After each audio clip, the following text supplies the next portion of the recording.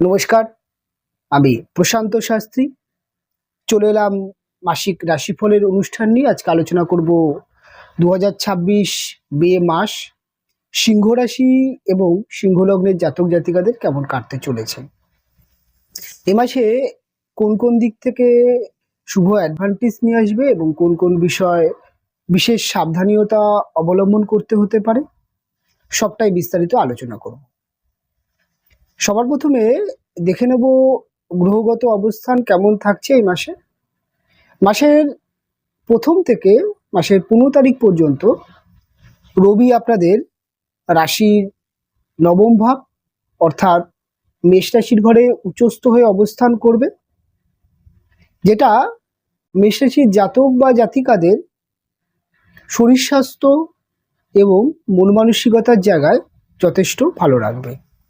হেলথের কথা যদি বলতে হয়, হেলথ এই সময় যথেষ্ট ভালো থাকবে এবং যে কোনো কাজ, যে কোনো পরিকল্পনার ক্ষেত্রে মেষ কিন্তু নিজেকে এগিয়ে নিয়ে যেতে পারবে এবং কাজের ক্ষেত্রে যে এনার্জি বা বলা যেতে পারে যে কনফিডেন্স, সেটা দেখতে পাওয়া যাবে এবং একটা মানসিক জোর, একটা বলা যেতে পারে যে বিশেষ কিছু মানে রিস্কি কাজ যেগুলো আছে, যে কোনো যেগুলো হচ্ছে কম্পিটিশান বা টার্গেট ওরিয়েন্ট জব যেগুলো আছে, যেখানে প্রচণ্ড পরিমাণের কম্পিটিশান বা টার্গেট পূরণ করার ব্যাপার থাকে এবং পড়াশোনার ক্ষেত্রে বলা যেতে পারে সমস্ত জায়গায় কিন্তু মেষ সিংহ রাশির জাতক বা জাতিকারা এই সময়ে যথেষ্ট পরিমাণে কিন্তু মানসিক যে জোর এবং একটা লড়াক্ষ মানসিকতা এটা দেখতে পাওয়া যাবে। হেলথের জায়গায় যথেষ্ট ভালো থাকবে, শরীর স্বাস্থ্যের জায়গায় এই সময় কিন্তু বড় ধরনের কোনো সমস্যা দেখতে পাওয়া যাবে না 1 থেকে 15 তারিখ পর্যন্ত। 15 তারিখের পরে রবি আপনাদের রাশির নবম থেকে দশম ভাবে গিয়ে অবস্থান করবে, যেটা কিন্তু রবির দশম ভাব অর্থাৎ কর্মভাবে অবস্থান।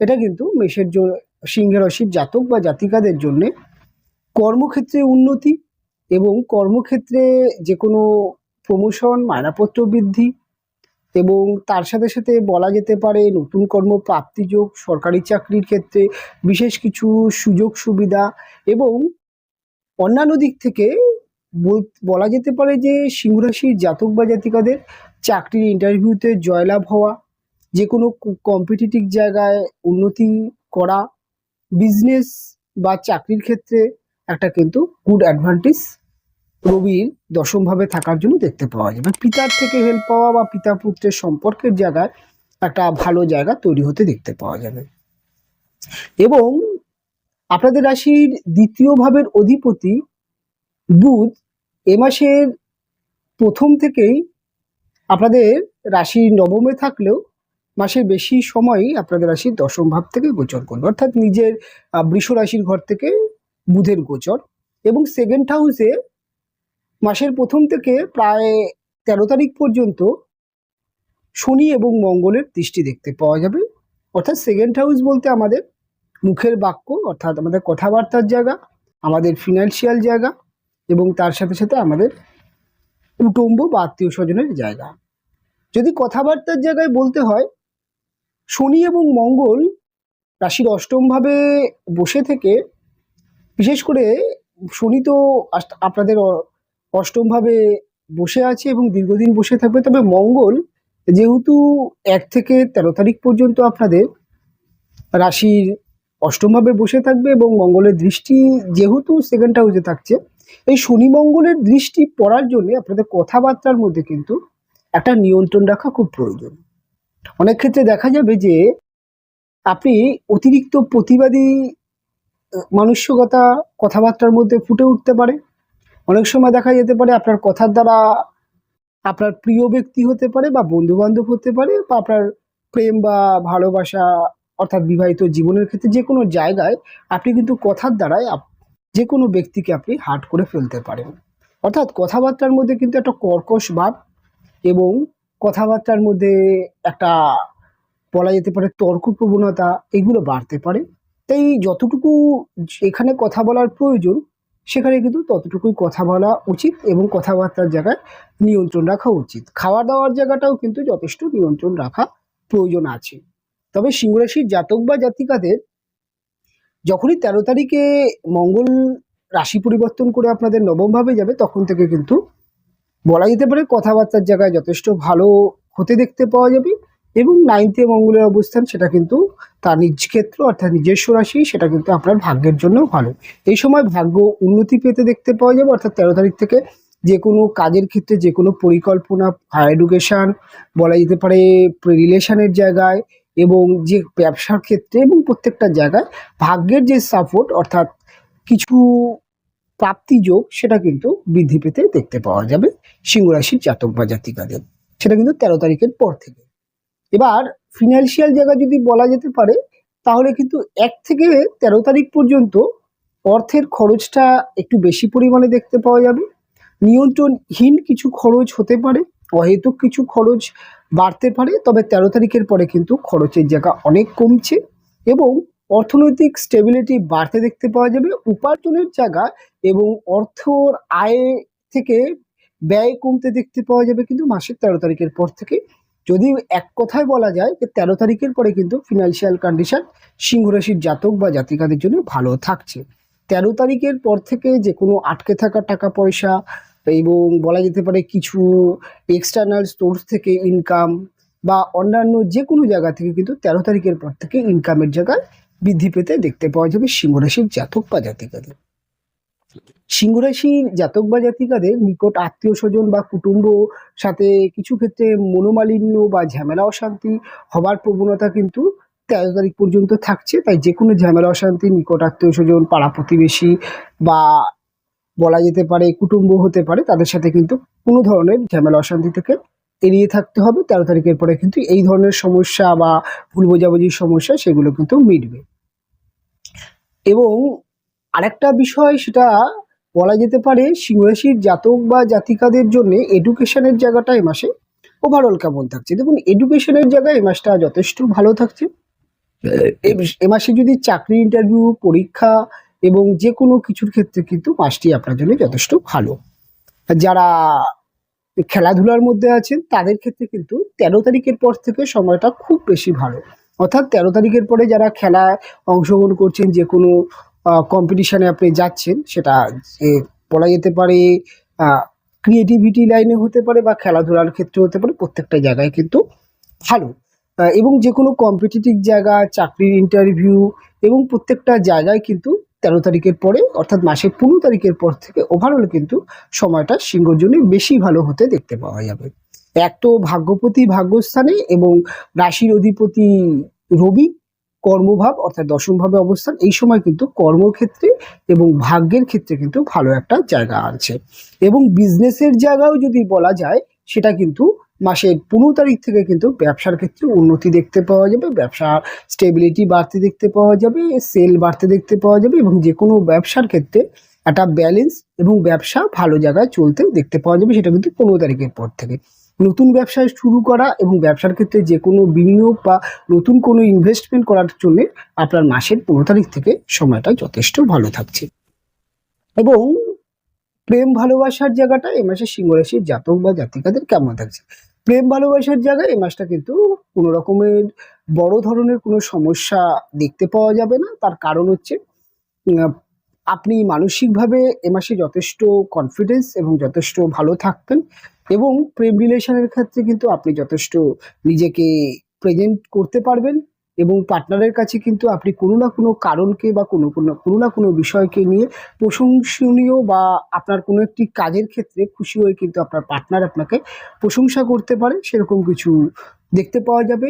নতুন প্রেম প্রাপ্তি যোগ বা প্রেমের ক্ষেত্রে বেটার কিছু, সেটা কিন্তু মাসের 15 তারিখ থেকে বেশি ভালো দেখতে পাওয়া যাবে।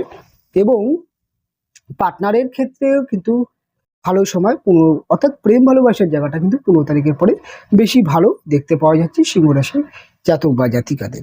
ম্যারেজ লাইফের ক্ষেত্রে কেমন থাকছে। ম্যারেজ লাইফের ক্ষেত্রে যদি এক কথায় বলতে হয়, তাহলে 13 তারিখ পর্যন্ত ম্যারেজ লাইফে কিছু ডিস্টারবেন্স থাকলে যাদের সমস্যা চলছে আর কি, যাদের ম্যারেজ লাইফ সমস্যা চলছে, তাদের কিন্তু 13 তারিখ পর্যন্ত কিন্তু সমস্যাটা থাকছে।